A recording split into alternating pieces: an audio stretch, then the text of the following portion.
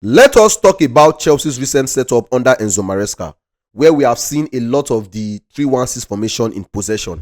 While this tactic has some advantages, it comes with serious risks that Chelsea simply cannot ignore. First, the 3-1-6 formation is very risky because it leaves just one midfielder in the middle of the pitch to recover the ball when it is lost. This makes Chelsea highly vulnerable to counter-attacks. Opponents can sit in a low block, wait for Chelsea to lose the ball, and then break forward. With only one midfielder to bypass, they often have a clear path to our defense, leading to dangerous chances or even goals. Look at the game against Fulham. Look at the game against Ipswich. Secondly, Moises Caicedo is not a traditional low number 6. While he has been fantastic this season, he struggles in this role. Take the Ipswich game as an example. Before the first penalty was conceded, Caicedo had time to track Liam Delap's run, but he failed to do so. This is not to criticize Caicedo, no. It just highlights that Caicedo is not suited to being the lone defensive midfielder. A more traditional number 6 would have likely prevented that penalty situation entirely. Now, let us be fair. Let me be fair. The 3-1-6 setup does have its advantages. It allows Chelsea to overload the opposition in the final third, creating chances from all angles. Any of these 6 players at the front can score.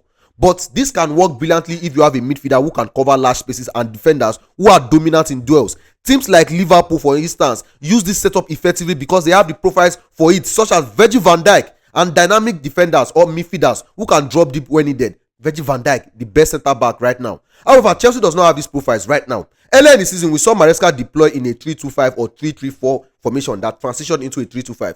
This setup brought balance to the team. They provided better defensive cover and allowed for a smoother transitions between attack and defense. In the 3-2-5, the midfield can overload central areas, forcing opponents to press higher. If they don't press, Chelsea can easily progress the ball and pin the opponent's back. Once we are deep enough into the opponent's half, the central midfielders can join the attack with off-ball runs, adding dynamism to the play. This setup also protects Chelsea against turnovers. Errors like the one from Disasi in the Ipswich game would not have led to a goal under the 3-2-5 or the 3-3-4 formation.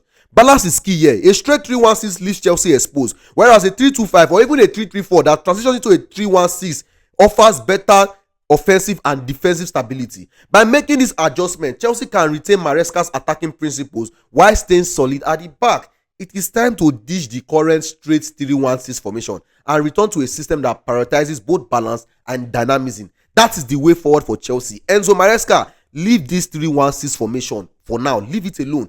Go back to 3-2-5 or 3-3-4. Please.